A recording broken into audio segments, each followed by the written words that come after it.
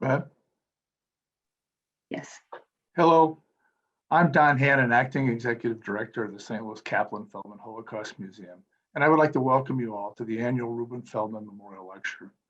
This year's program is generously co-sponsored by the Rubin of Blessed Memory and Gloria Feldman Family Educational Institute of the St. Louis Kaplan-Feldman Holocaust Museum and Aish Torah of Greater St. Louis. It's been a pleasure collaborating with Aish St. Louis for almost 10 years with this partnership and the commitment to the memory of the Holocaust and to the Jewish education. In 2020, we announced an exciting new $21 million expansion of the museum opening in mid-2022. Over the next year and a half, we will be developing a new world-class institution and visitor experience that will build on the successes of the past 25 years and continue to be an important resource for the St. Louis region and beyond. Please visit our website at www.stlholocaustmuseum.org to learn more about our expansion project and how you can join us in our mission to use the history and lessons of the Holocaust to reject hatred, promote understanding, and inspire change. We hope you continue to join us for important programs such as today's and for our opening in 2022. Now I would like to introduce Cheryl Adkin to provide a special message from the Kaplan-Feldman family.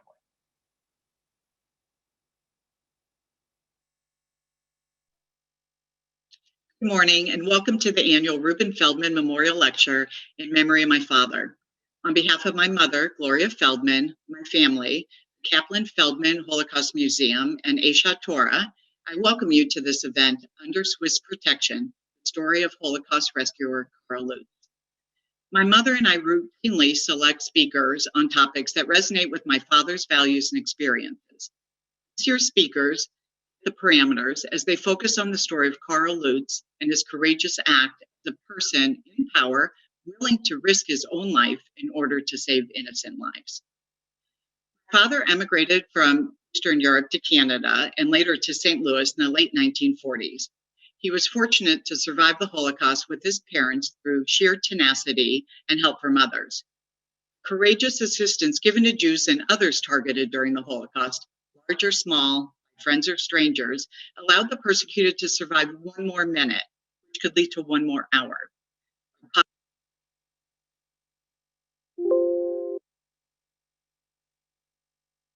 Possibly one more day. Jesus, like the thousands given by Karl Lutz, without a doubt gave a person life, hope, and a future. For my father, the future was getting married to my mom, having a family, building a business, and becoming a contributing member of society. Also appreciating simple things in life. I always think about my father and have really been revisiting my memories lately with my father this past winter, especially with all the snow and the cold weather we've been experiencing. My mom often said that my father was a kid because he wasn't allowed to be a child when he was younger. As a result, my dad was a lot of fun. He was the first person to take me ice skating. When it snowed, we'd make snowmen together in our front yard, which typically turned into a snowball fight until we were soaking wet, cold, and laughing, which that would send us back into our warm house. One of my favorite photos is of my dad and my children in the snow, with my dad laying on a sled and my kids piled on top of him before they barreled down the hill in front of my house. So yes, brave men and women, heroic efforts to help the persecuted survive and thrive in ways in our community, also gave them the opportunity to enjoy the simple parts of life. And now Amy Lutz will introduce our speakers.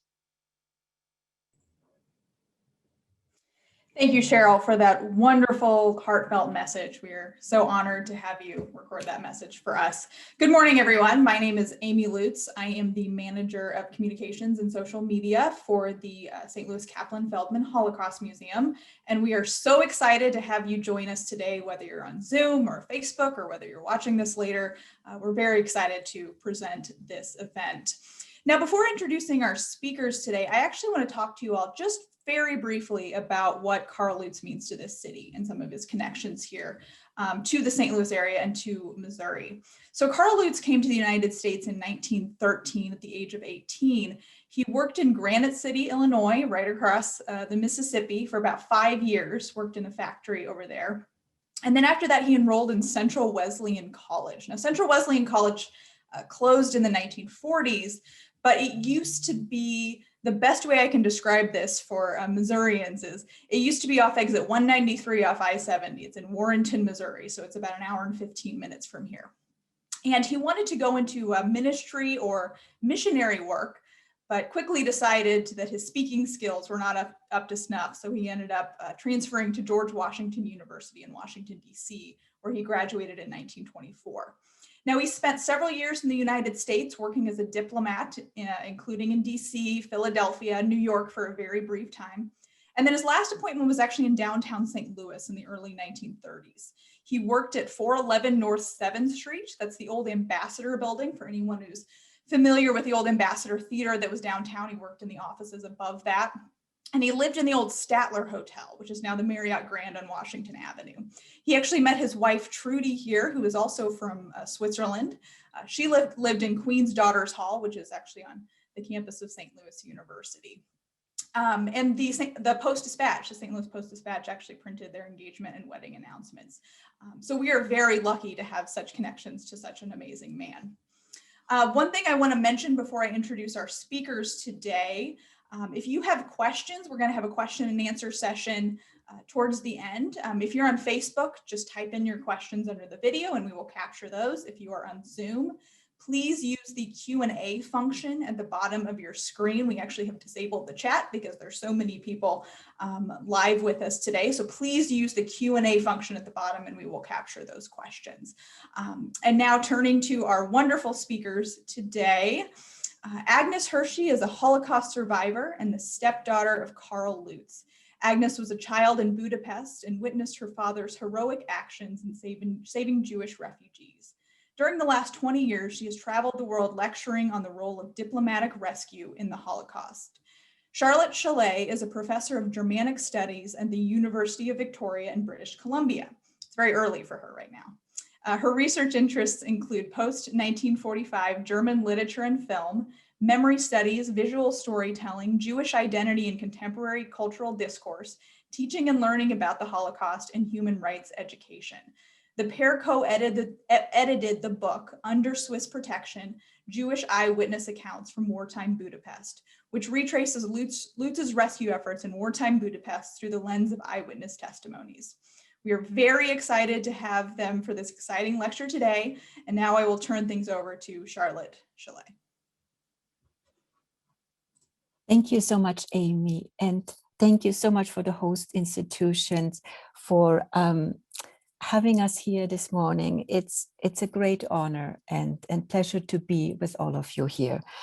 I would like to give in my presentation, which runs for about 20 minutes, an overview of Karl Lutz's rescue mission. And if time allows, I will also introduce some of those that have been rescued by Karl Lutz and whose testimonies have been collected in our book. So I will read some tributes to Karl Lutz from several Holocaust survivors. Now I'll be sharing the screen.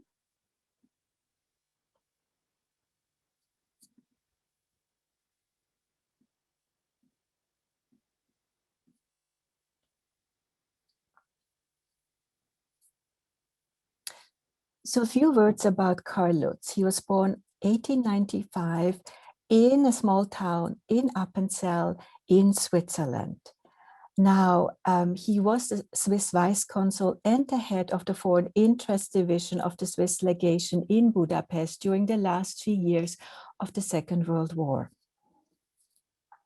Together with his wife, Gertrude, Trudy, as Amy mentioned already, and as well the director of the Palestine office in Budapest, Hirschi-Grausz, fellow Swiss citizens Harald Felle, Ernst von Rufs, Peter Zürcher, and the underground Zionist youth movement, Karl Lutz led a very extensive rescue operation between March 1944 and February 1945 in Budapest. It is estimated that Karl Lutz and his team of rescuers issued more than 50,000 life-saving letters of protection and safe conduct passes, Schutzbriefe or Schutzpässe, and placed persecuted Jews in 76 safe houses, annexes of the Swiss legation in Budapest. It's important to note that other diplomats, such as Raoul Wallenberg, adopted Lutz's rescue strategy and also issued many letters of protection for those in need. Yet, due to its scope and also meticulous execution, Lutz's high-risk operation is considered the largest and most successful civilian rescue mission during the Second World War. Now, again, I want to give you a little bit of an overview and also discuss how exactly he conceived the rescue mission, which of course was only possible because he bent the rules and also disobeyed his orders because the rescue mission was not authorized by the official Swiss government. And now on March 19, Germany occupied Hungary. Hungary was first aligned with Germany, but then as it looked as Hungary then wanted to switch sides, Hitler decided to occupy Budapest and the country March 19, 1944, which meant that Jews older than 6 years of age were ordered to wear a yellow star. April 28, a government decree orders the ghettoization of Jews, and on May 15, the mass deportations to the Auschwitz death camp commenced. During the next 56 days, over 400,000 Hungarian Jews, mostly from the countryside, were deported to the death camp. On June 14 and 24, Budapest Jews were forced to relocate into designated yellow star houses, and on July 31st, the only remaining Jewish community in Hungary is in Budapest. The situation for the Jews in Budapest became much worse than with the Arrow Cross Party seizing power in October of 1944, and then on November 17, Ferenc Szalasi, the leader of the Arrow Cross Party, orders to set up 2 ghettos in Budapest. In this very difficult situation where Jews had nowhere to go anymore, Karl Lutz, the very unlikely hero, jumped into action. And now here's a picture of him from Budapest. You can see him very well. When I teach this story to students, I always mention Karl Lutz being a bureaucrat and a very unlikely hero, but using the system that he learned to save the persecuted. Now, the system that he was familiar with was the issuing of passports, and his idea was then to conceive, print safe conduct passes that he was providing to those in need. So from the summer of 1944 onwards, Lutz took the stance that the number of emigrations for which he had requested the authorization, some of 7,000, and had previously obtained the agreement in principle from both the German and the Hungarian authorities, was to be interpreted as applying to families rather than individuals. He subsequently confirmed having authorized 50,000 protective letters to be issues. Now, I want to explain this further. So Karl Lutz had earlier negotiated with both the Hungarian and the German authorities, and he was able to give safe protection to Jewish youth and children.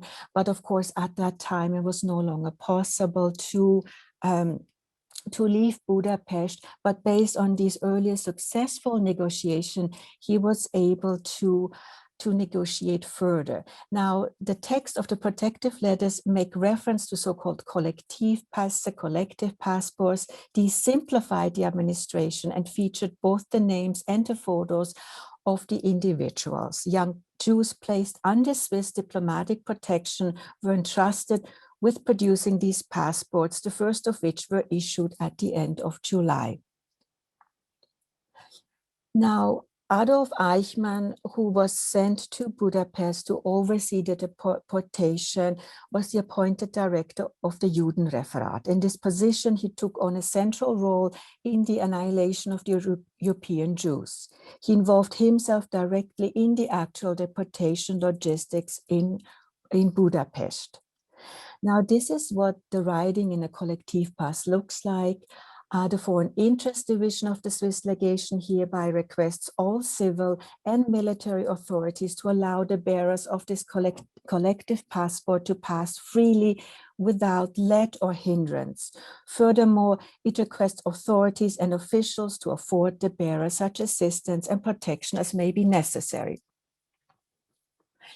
It is important to stress that this idea to print protective passports came from Lutz, and he did so without the official authority of the Swiss government.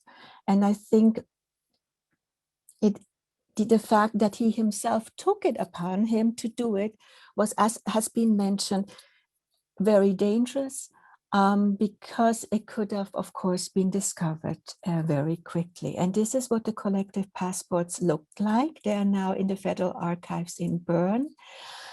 And you can see that each family is numbered. And I will talk about that a little bit later. So Lutz had permission to issue 7,000, some sources say 8,000 passports.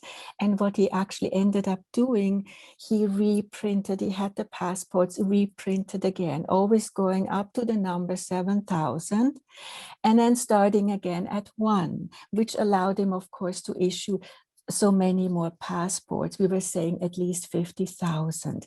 Now, the second system he applied, he interpreted each number as a family unit.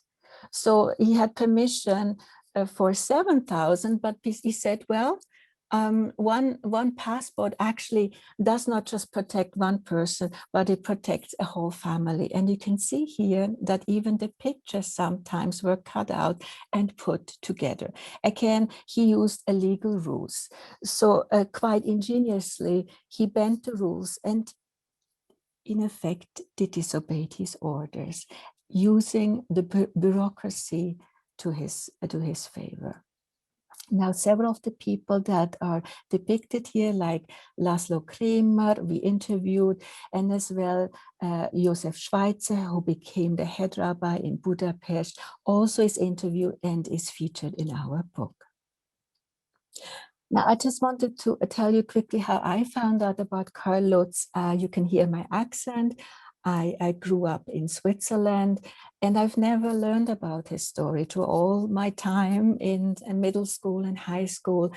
And in 2014, I was in Budapest at a conference. I looked for some documentation on my grandmother who was murdered in Auschwitz. And I tried to look for some family records. I was unable to find some, and I had half an afternoon left. And I walked through Budapest to the area that was formerly the ghetto, and I came across this very beautiful public memorial. And I went a little bit closer, and I've read, "Whoever saves a life is considered as if he has saved an entire world." And then I looked a little bit further down, this of course from the Talmud, and then I read, "In memory of those who in 1944, under the leadership of the Swiss consul Karl Lutz, rescued thousands from National Socialist persecution." I was completely shocked to see the name for the first time and not knowing who he was. At which point then I decided, when I returned back to Canada, to try to find out more about Karl Lutz. And I found the name of Agnes Hirschi. I learned that she was also saved by him, that she was his stepdaughter, and I got in touch with Agnes. And I asked her, "Agnes, would you be interested in working together with me? We need to find survivors. We need to document their story and put them together in a book." Agnes told me that she already started collecting testimonies in 2000, and she would be very excited to be part of this collection. And that's how we started. And this is the book that we published together in 2014 under Swiss protection. It was translated in Hungarian and also in German, where it was published last year. This is us in Bern.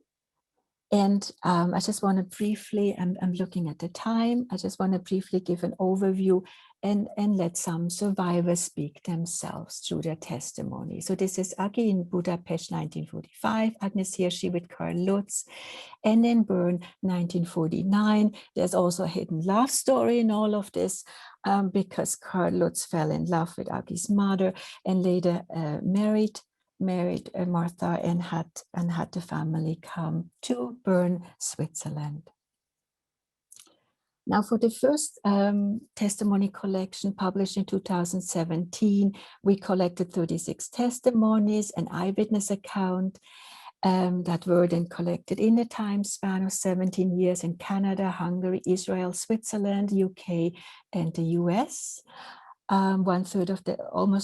Actually, more than 1/3 of the testimonies came from Israel, which we collected in between 2015 and 2017.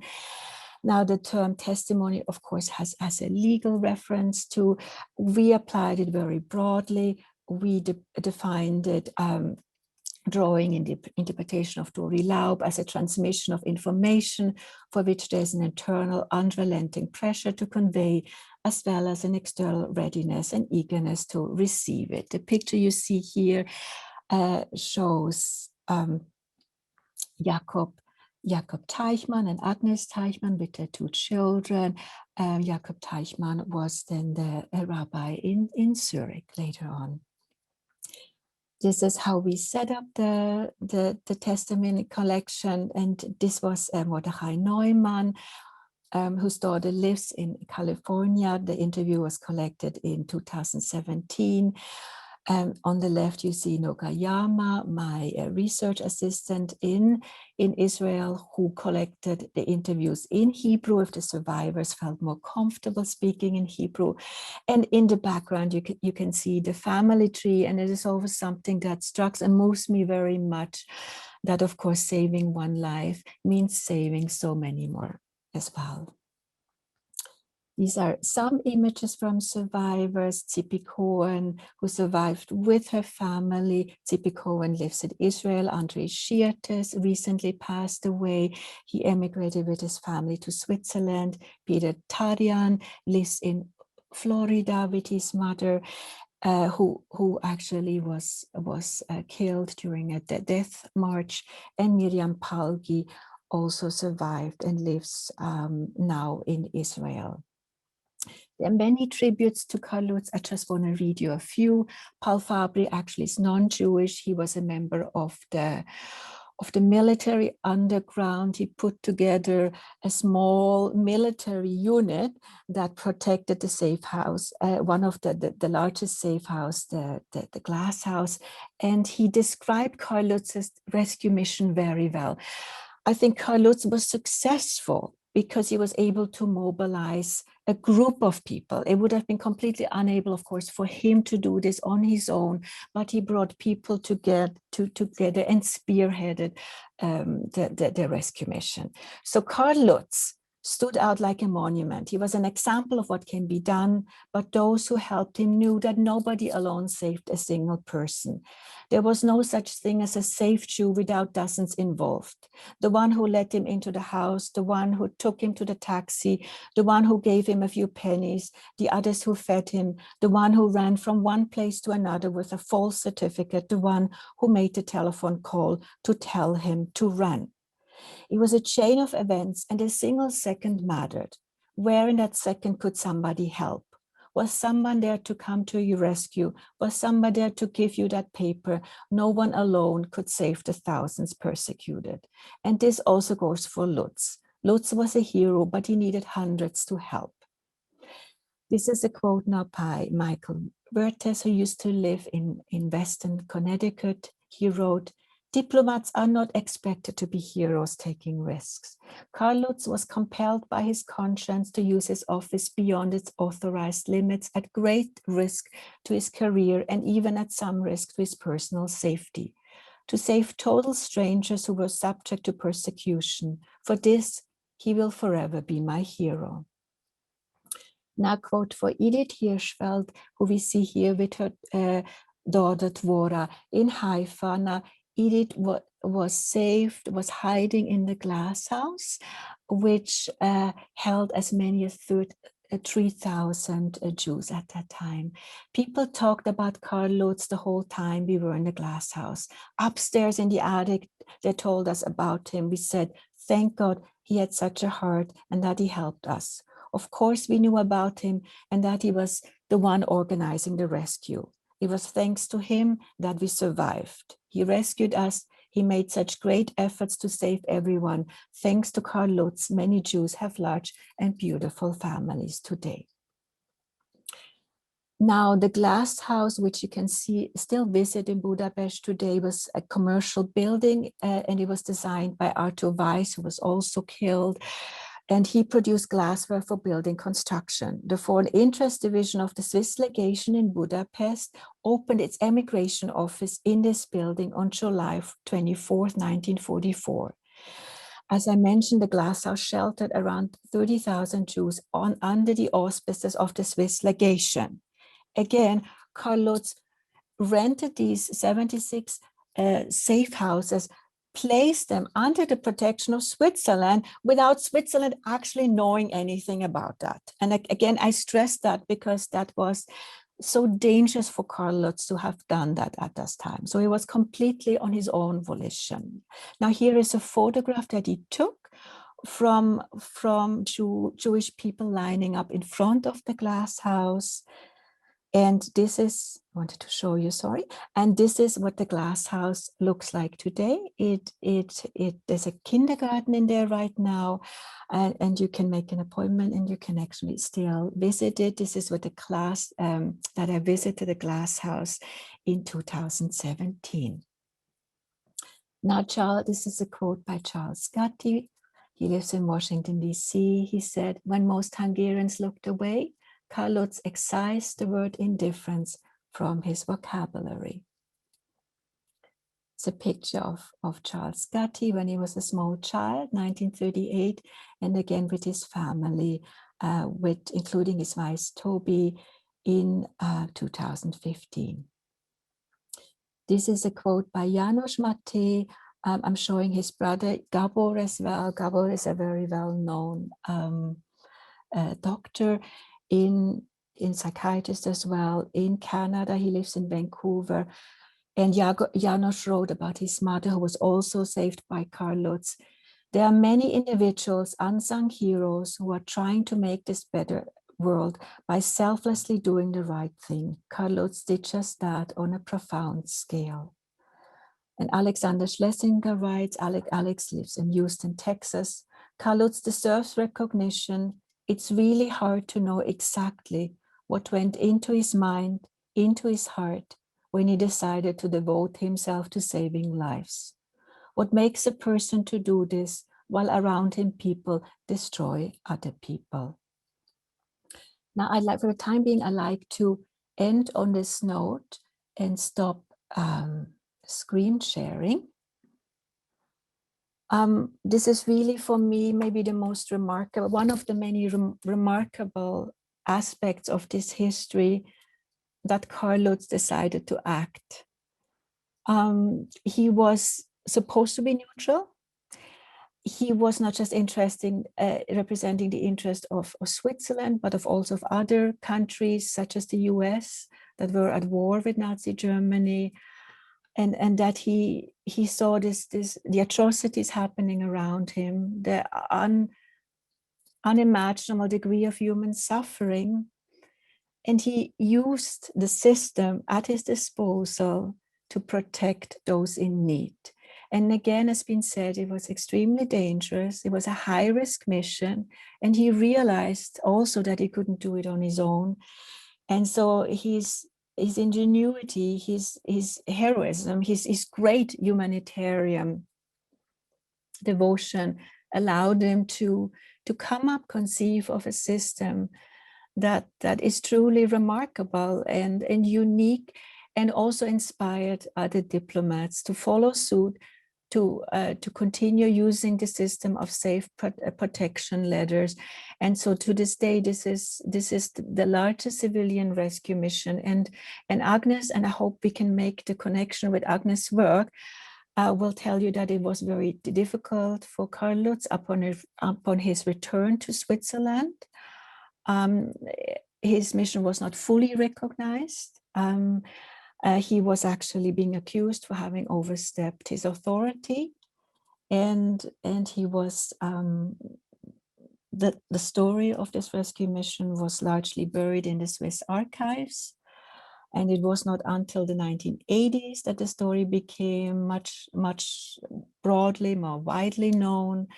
And it was not until, I think, about 10, 15 years where there's a fuller recognition of what Karl Lutz actually did. But to this day, even though there are public recognitions in Switzerland, I think most school children still don't know who he was.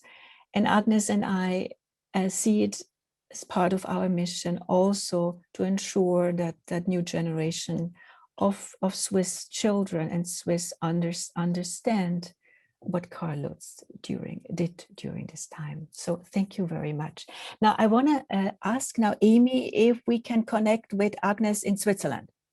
We are going to find out. I can see Agnes on my screen. Agnes, can you hear us? Not sure that she can. We have been having some technical difficulties. She actually just emailed me, and she actually has someone coming to help her with her technical issues. So she's hoping to speak here pretty soon once that person arrives. I want to say two things, and actually, Charlotte, I wonder if after I say this, if we can move to kind of the second part of your presentation. I think we would do that first, and then hope that Agnes is prepared by the time we're finished.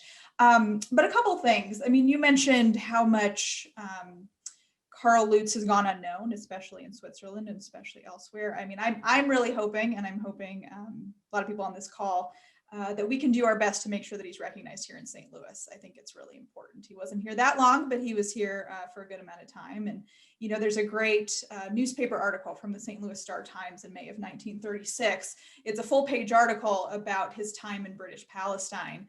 And the title of the article is "Former St. Louisans in a Biblical Setting." So at least someone considered him a member of the city at one point.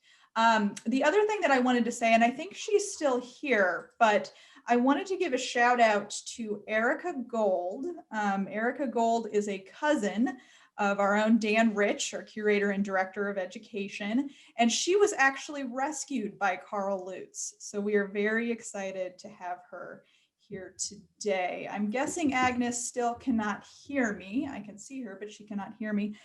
Charlotte, would you mind giving your kind of wrap up human rights discussion now, a little early? No problem. So I'll do the share screen again.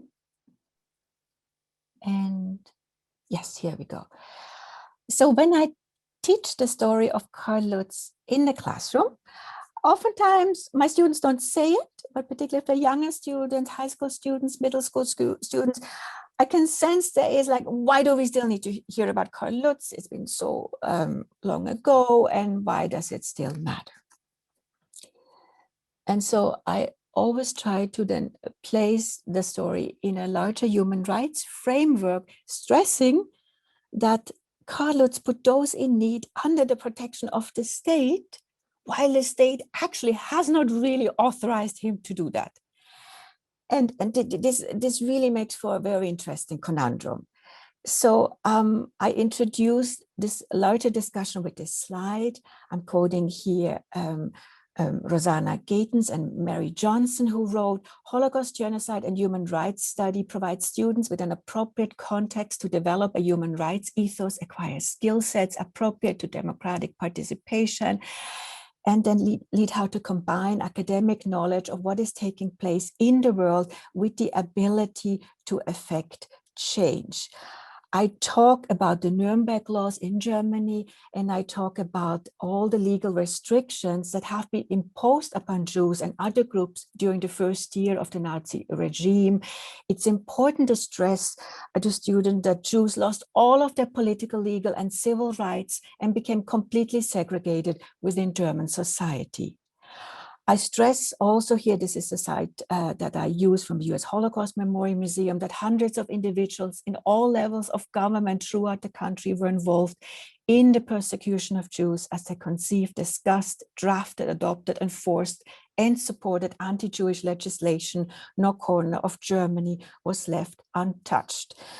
Now, this insight is particularly important for the human rights approach. Jews in Germany had no internationally guaranteed human rights. Thus, after the introduction of the Nuremberg laws in 1935, there was no longer any legal framework in place to protect them. And that is, of course, exactly what Karl Lutz did. He aspired and in a way exhibited and personified what I would call humanitarian diplomacy. Which we can define as the protection of life, health, and insurance of respect for human beings. Humanitarian diplomacy must not take sides in hostilities or engage in controversies of a political, racial, religious, or ideological nature. Human diplomacy must be carried out on the basis of need alone, making no distinctions on the basis of nationality, race, gender, religious belief, class, or political opinions. Exactly what Karl Lutz did. And here I'm quoting the noted historian Timothy Snyder, who wrote, it is to Lutz's great credit that he understood well the needs of individuals and the possibilities of institutions. And now I'm introducing in the classroom the concept of a humanitarian, because most students understand what a hero is, but I think not necessarily the great human decency that Karl Lutz showed. So then we look at what it means to take humanitarian action. And I love to quote from the World Health Organization to show that what Karl Lutz did 1944, 1945 is very, very similar to what we would call what the mandate now is as well of a humanitarian rescue mission in today's time. So taking humanitarian action means taking assistance, protection, advocacy action undertaken on an impartial basis in response to human needs resulting from complex political emergencies and natural hazards. Exactly what Karl Lutz did. And then I'm also showing them that what we call the humanitarian program cycle, how we manage humanitarian response, again, is very much what Karl Lutz did at that time as well. He incorporated need assessment and analysis, he did strategic planning, he did resource mobilization, he did implementation and monitoring, and maybe what he didn't do was operational peer review and evaluation, but everything else he did. So he instinctively used a very modern concept and applied it at that time. So I would like to say, and I would like to end with this, and I can see that there's technical help on Agnes's side, so she probably will join us very shortly, that Karl Lutz's rescue mission continues to serve as a blueprint for humanitarian diplomacy work in a conflict-ridden world. And I'd like to end it with that in the hope that Agnes will be able to join us very shortly.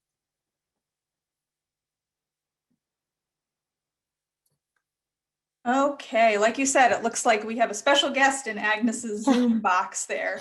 I think they hopped back out and they're going to hop back in. So we should have her join us pretty quickly.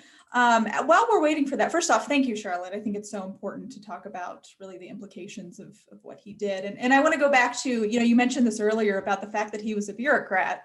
And like you would never expect someone in that position to do something so incredible. And so it's just such a good reminder to us that no matter what position you're in, no matter who you are, you can still do really, really great things. And here it's very much important to stress, particularly for students who think, what can a bureaucrat possibly do? That he knew the system. He knew the system, he knew how to undermine it as well. And he also felt that he needed to speak out as a representative of this system. And I always like to connect with students who say, well, I can't do anything. But neither could Karl Lutz until he mobilized help, until he was able to bring in different factions of the Jewish underground, until he was able to bring in others. And so I think these strategies in planning and organizing, securing resources is a skill set he really had. But again, I cannot stress enough the incredible human decency he showed and the courage he showed, because this was an extremely difficult rescue mission. I also want to say that many of those who were rescued by him did not fully understand that it was him, because he had to stay in the background, and he always stayed in the background. And so even though they had many Jews that we interviewed, some had still a letter of protection, and they only learned very later that Karl Lutz was actually behind the rescue mission. And because he was always in the background, maybe it was also a reason why his story has not been known earlier. Unlike Wallenberg, who was of course much earlier recognized, but was also in the streets himself and distributing these letters himself as well. So Amy, while we wait, maybe we can take some questions. Actually, we will, but I think I can hear Agnes. Perfect. I'm here. I'm here. All right, Agnes, we are going to. Ja, wartet noch einen Moment. I'm here, but the man came to help me. Can you move your camera down a little bit? We just see the top of your head. Camera is There you are. schon aufgekehrt. Perfect. Oh, I'm so happy. All right. Well, you're just in time for your presentation, so I will turn it over to you. Yeah, but I missed, of course, Charlotte's presentation was okay, then I could read it, but I didn't hear what you said. I'm sure you said wonderful things. The man is now here and he helped me. There's something with the microphone. Is it now my part? It is now your part. Of course, I don't know what the other people, what you said and so on, but That's okay. Thank you. Hello, everybody. I'm happy that I can talk to you, and I will tell you something some personal recollections about my father and myself. I think the 20 years Karl Lutz spent in the United States were the happiest years of his life, especially the time in Washington, in St. Louis and Philadelphia. He was young, he had found the job he wanted, and he was in St. Louis, he was in love with his wife, with the woman he would like to marry after. He married her in 1935 when they got back to Switzerland. And on the other hand, I think Budapest was the most important time in his life, because there he could fulfill his mission. You know, he wanted originally to become a Methodist priest, and then he was at the Wesleyan College and he found out that he was too shy and he couldn't speak very well in public. So he saw that that's nothing for him. But he found his real mission in Budapest in rescuing Jews. What was his motivation? Why did he do it? Why did he risk his life, his career, and his health in Budapest? His motivation was, of course, his religion. He was a deeply religious man. The laws of life are stronger than man-made regulations. That's how he thought, and That's how he lived and he acted. He was not born a hero. He was rather shy and introverted. He grew up in a family with 10 children. He was the second youngest in a little village. The family was very poor, and but they went to church to the Methodist church every Sunday. His mother was a wonderful woman. She was also a Sunday teacher, and as she became widow very early, she grew up. She was the middle of her family, and she was the most important. She became the most important person for Karl Lutz in the life of his. She was a very strong personality, and Karl Lutz adopted her ethics. And when he saw the misery of the Jews in Budapest, he thought God gave him this task, and God would give him also the force to fulfill it. You must, I guess you know that he was not sent to Budapest to rescue Jews. That was his own decision, as he had the chance to do it, as he was representing Great Britain among other countries, and Great Britain was responsible for Palestine, for the emigration to Palestine. But you know already a lot about it. I have been in Budapest during these difficult times. In summer 1944, my mother and I could move to the house, to the residence of the Lutz family. My mother was employed as a housekeeper there.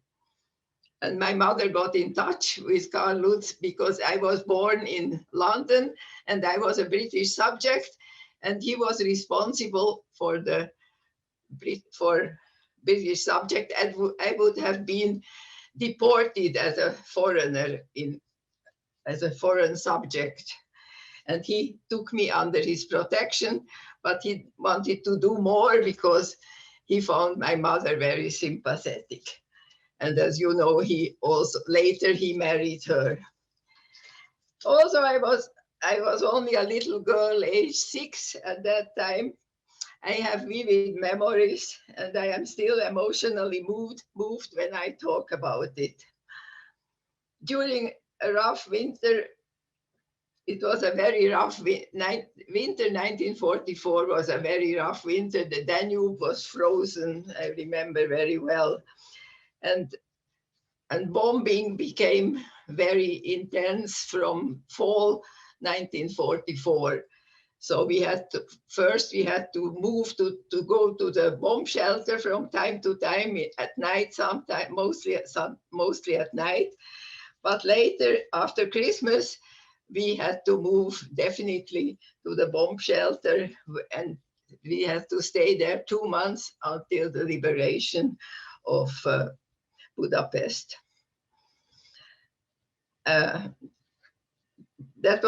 We were 30 persons, and there were people who were British subjects who were bombed, whose apartments were bombed, who had to leave their apartments.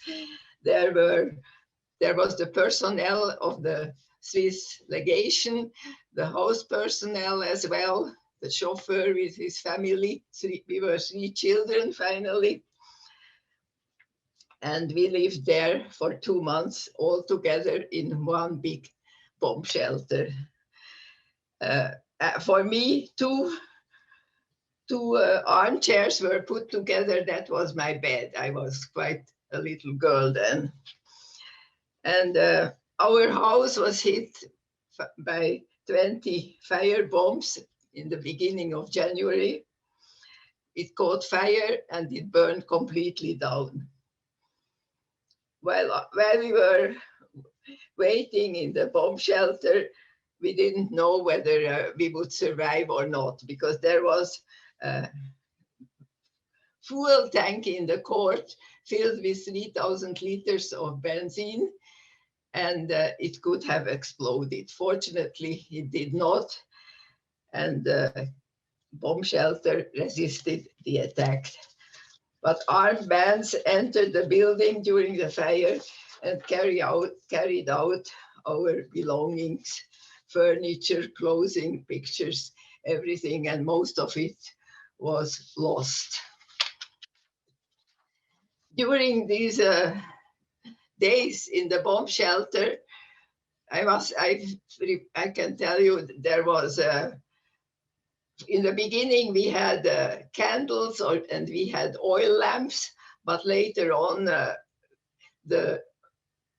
we had to stay much longer in the bomb shelter than it was foreseen, and also food became scarce, and the lighting was a problem. So for hours sometimes we had to stay in the dark, and these are not nice memories I have. But it was nice because Karl Lutz was with us, and Onki, as I called him at that time, had time also for me. He liked me very much. Also, I didn't speak German and he didn't speak Hungarian, but we had a very good relationship. And I celebrated my 7th birthday in the bomb shelter, and he had also spared some Swiss chocolate to give me for my birthday. I will never forget that. But I also had a terrifying experience I would like to tell you. It was in mid-February, immediately following the liberation of the city, followed by the Soviet forces. I was 7 years old then. Armed Russian soldiers entered the bomb shelter of the Lutz residence. And they were shouting, "Chassis, chassis," that means watch. They knew we were Swiss, and they took we had to give up all our watches. The grown-ups had to give up their watches.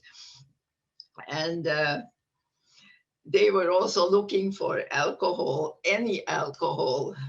And they didn't care what they drank. They even drank the eau de cologne, which belonged to my mother. They looked very wild and had beards, and my mother was afraid that I would start to cry when I saw them. So she said I should hide under the bed and stay quiet. One of the soldiers even shot under the bed. Fortunately, I came to no harm. My mother went pale. She was white and shaking with fear. You can imagine what she went through. I escaped with my life that day. When I think back, I realize that I was protected by a guardian angel.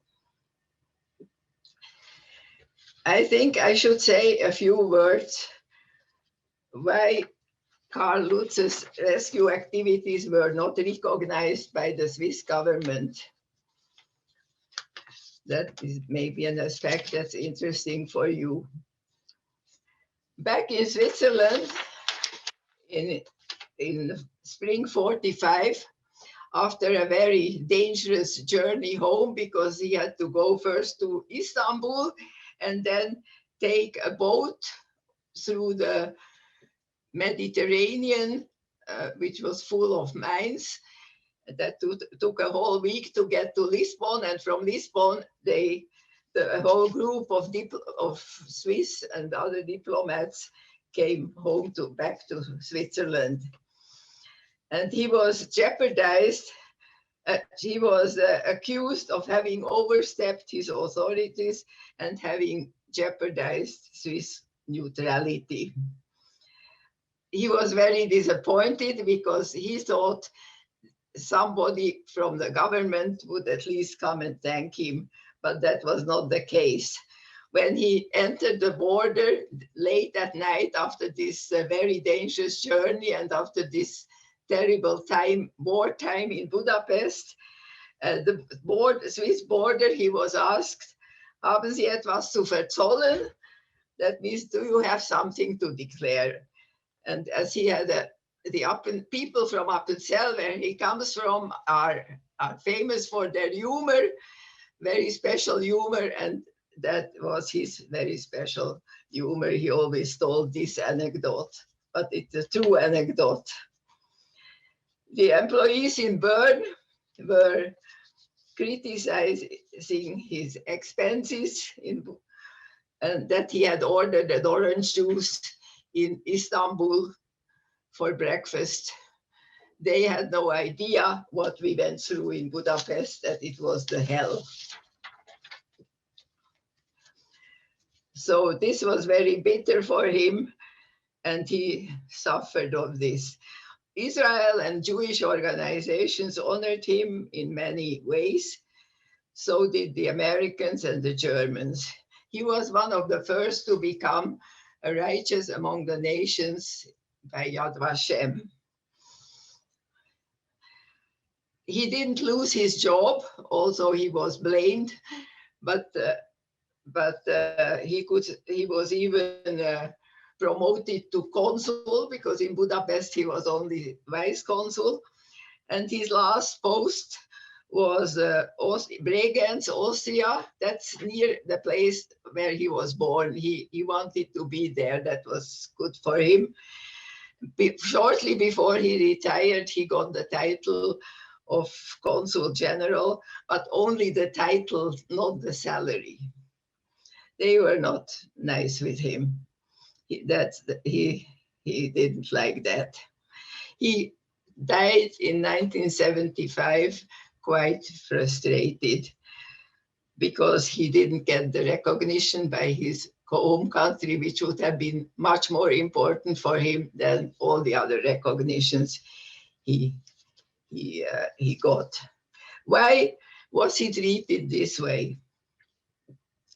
His superiors in Bern had no idea what he went through in Budapest. They had no idea how terrible the siege of Budapest was.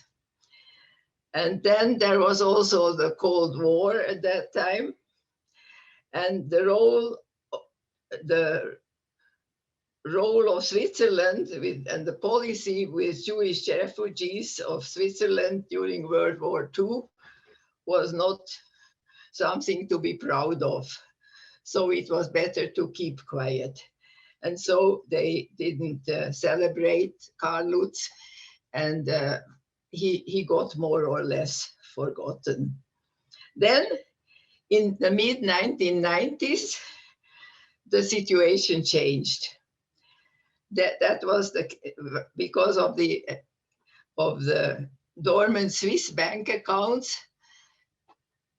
Suddenly he became interesting for Switzerland. Yes, we had somebody who rescued Jews.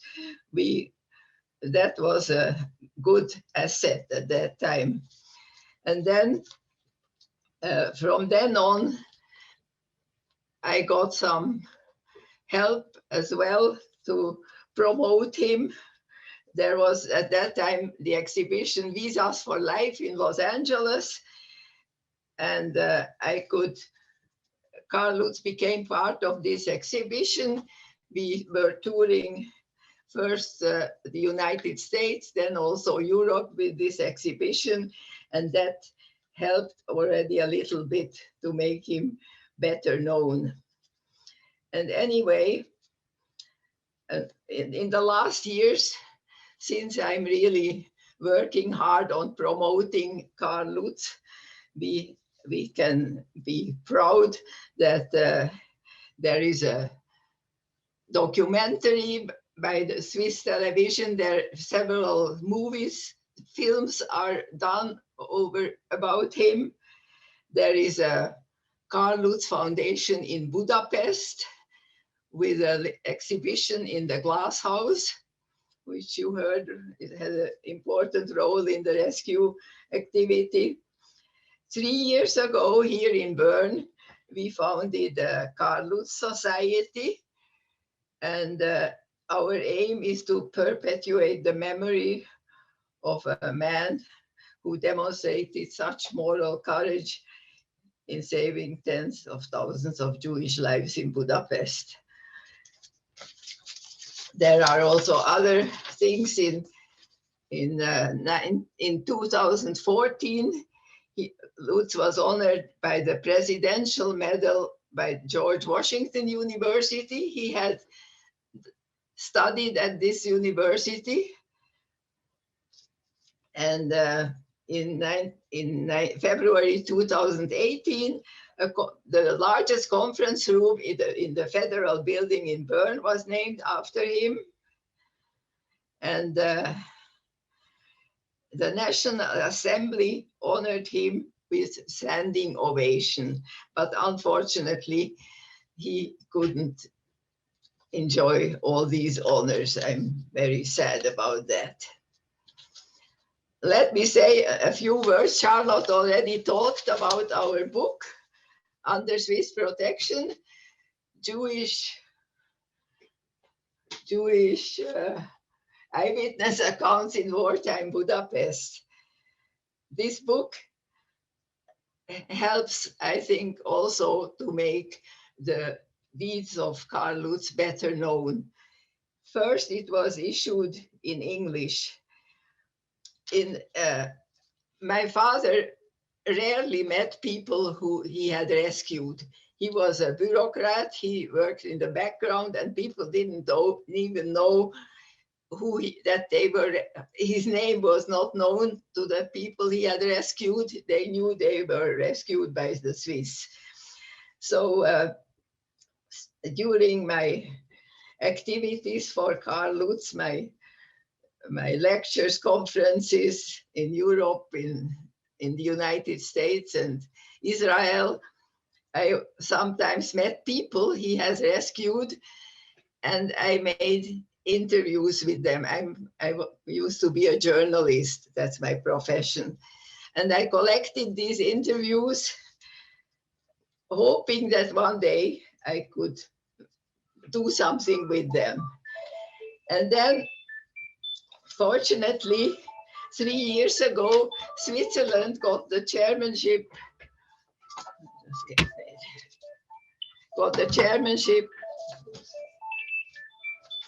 Telephone.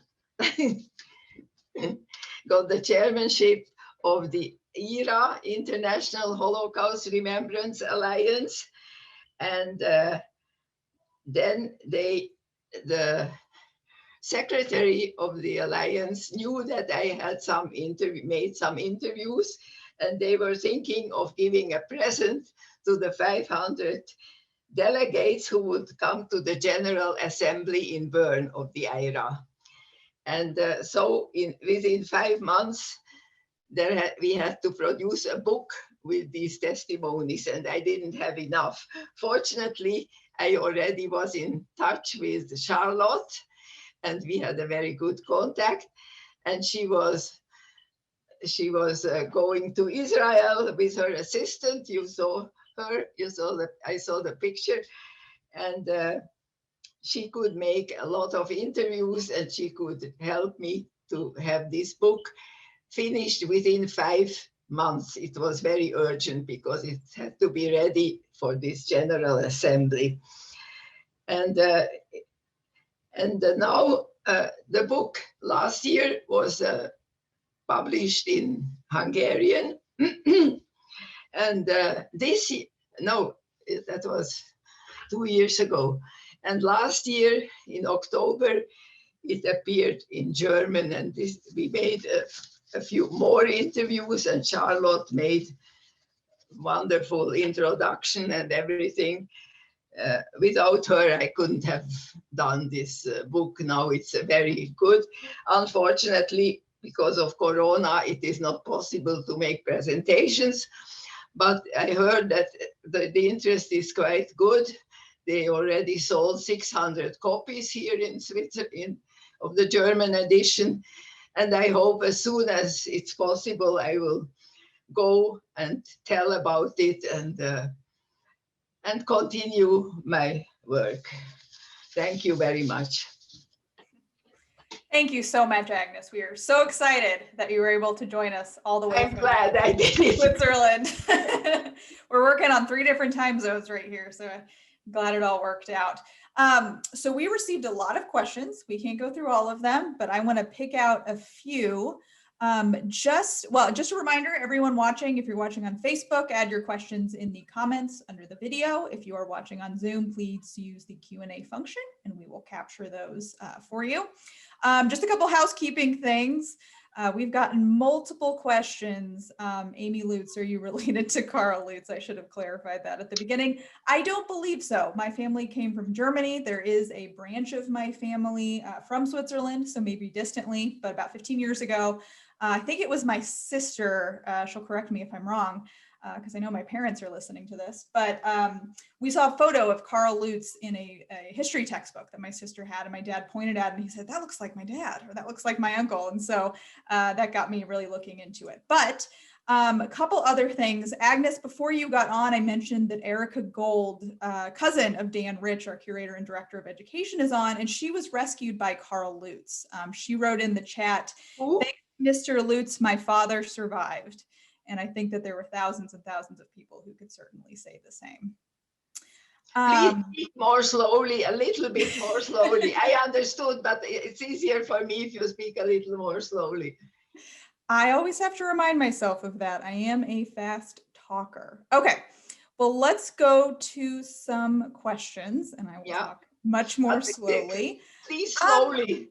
Yes. So this is a question, I suppose, for both of you, maybe more for Charlotte. Did Switzerland restrict and limit Jewish immigration in the years just prior to World War II?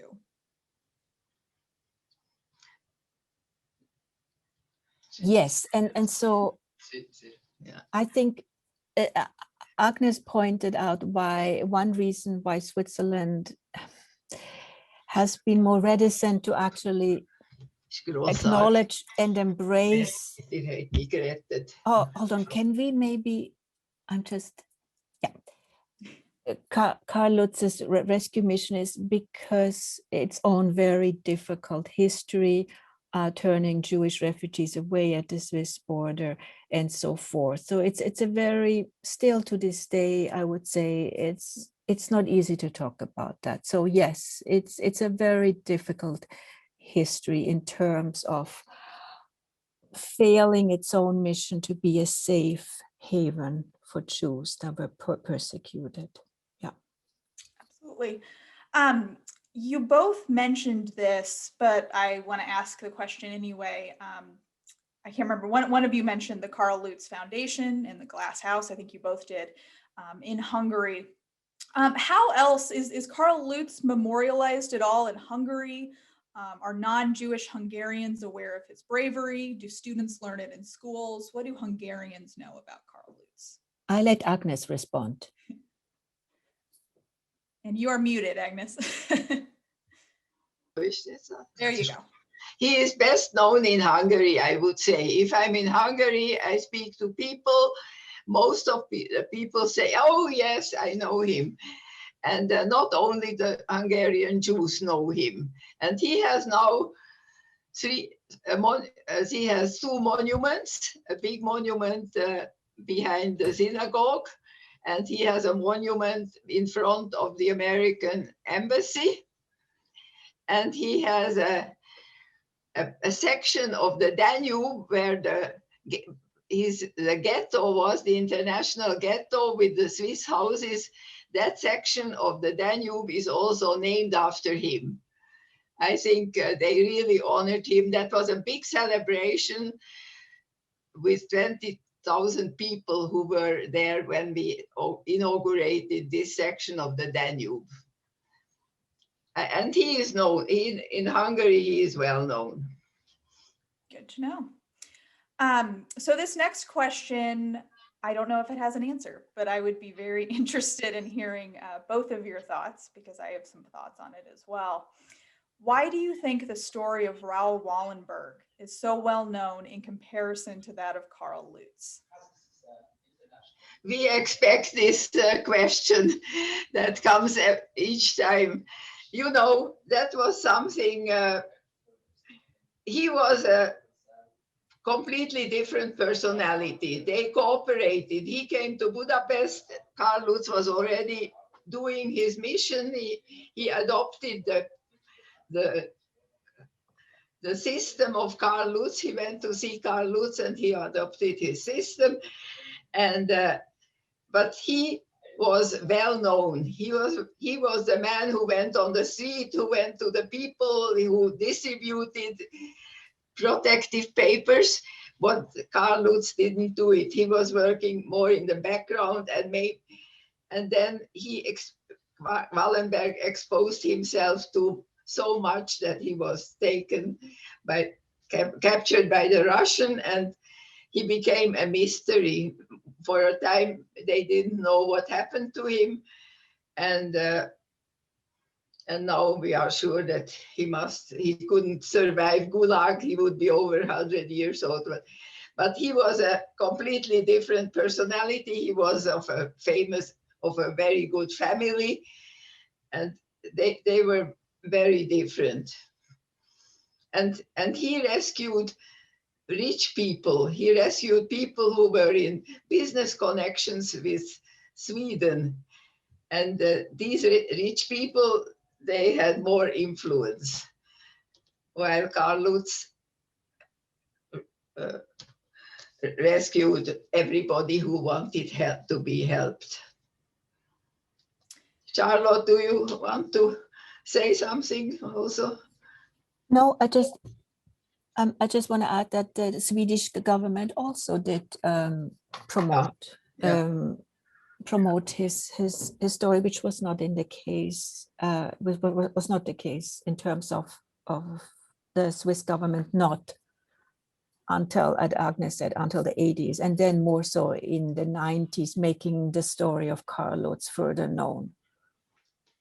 And from what I understand, I know Wallenberg was also funded by the U.S. War Refugee Board here in the United States. Yeah.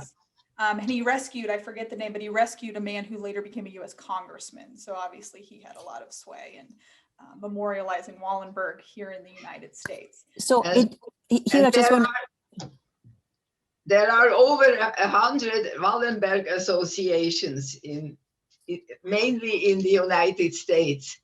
And you see, we just start to make some associations and some foundations and things like that, because we had no help from the government, and we don't have such rich people.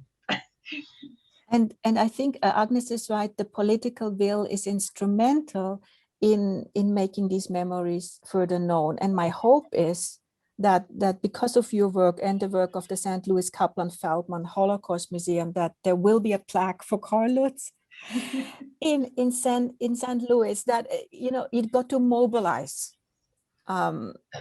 this. And Agnes is right. I think Switzerland is very much behind, and very much because of the work of Agnes. And because of Agnes's activism in Switzerland, the story is becoming much more known. I'm trying hard anyway. Well, we'll see what we can do to help you over here in St. Louis. Absolutely. We only have time for a couple more questions. I want to knock out a couple questions about his Missouri connections here really quickly.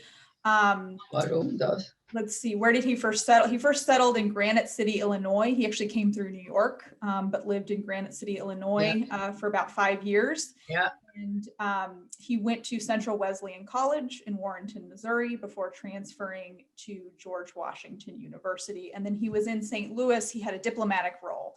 He worked downtown as a Swiss diplomat. So those are the answers to the St. Louis connections. We've got a lot of questions here that overlap, so I want to try to get a few of them here. Let me see.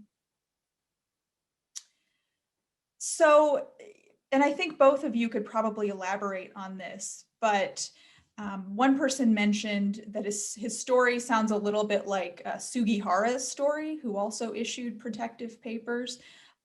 You talked a little bit about visas for life, but was the role of diplomatic protection, was that widely used throughout Europe? during the Holocaust? I don't quite understand this question. Was Karl Lutz the only diplomat to use this No. type of protective paper? No, of course not. Especially in Budapest, this was a very special situation that five diplomats of neutral countries worked together. There was a cooperation. There was also a cooperation between Wallenberg and the papal nuncio and the Spanish legation and the Portuguese legation. And that made their efforts became much more weight through that. If they went to the authorities, they were, especially the papal nuncio, who was the senior of this group, he had a very big influence as well. And this is unique. Apparently, this is unique, such a cooperation of diplomats. Do you agree, Charlotte? Yes, yes, I agree. Okay, so I'm going to pull two more questions. Thank you again to everyone who asked questions. We received a lot, so unfortunately for time's sake, we can't get through every single one of them, but we'll try to get through most. The first question here that I have, which is probably a pretty quick answer, wasn't it Switzerland that requested Jews had a red J on their passport in the 1930s? Well, Yeah. they wanted Jews to be identified, yes, and then at which point Germany put the so-called J stamp into the passport, like the one that I've shown, yes. Mm-hmm. Absolutely. And then Swiss policy against Jews was very restrictive. Mm-hmm. It is well known, and we are ashamed of it now. Today they are ashamed of it, but it took very long until they are ashamed. They became ashamed. Well, and it's your activism that has brought Karl Lutz's story to the forefront. So that's very important. Final question, at least I think this is the final question that is connected to that question. What is the Jewish population in Switzerland like today? Is it large, small? 19,000 only. Only 19. So it's a very small group, and that's why it is so difficult to get more interest here. Absolutely. But they are very much interested. I have good contacts to the Jewish group in Zurich. Most Jews live in Zurich and in the Zurich area. In Bern, there are just about 400, I think. It's a small group. But I am in touch with them, and they made this event in Tiberias, for instance. That was a group from Zurich, a loge. Sounds great. Good to know. That answered my question. 19,000 is not a lot of people. Okay, so that is all the questions we have. Just one quick housekeeping comment, and I will turn it back over to Don Hannon. We got a few questions about whether this was recorded and it will be sent out. Yes, it was recorded. We will send it out to everyone who registered. We'll put it on social media. I will also send out more information about the book Under Swiss Protection, documentaries, everything that was mentioned during this presentation today. I would just like to thank both Charlotte and Agnes. This has been a very exciting event that I know I personally have been very excited about for a very long time. So we're so excited that you could join us today. So I'm going to turn it back over to Don Hannon. It's good in a wenigstens. So thank you, Amy, and thank you to thank you to Amy, and thank you to Charlotte and Agnes and everyone who joined us today for the annual Rubin Feldman Memorial Lecture. We hope you can join us for other upcoming programs. Please visit our website or find us on social media to stay up to date with the latest happenings at the museum. This concludes our program. Have a wonderful day.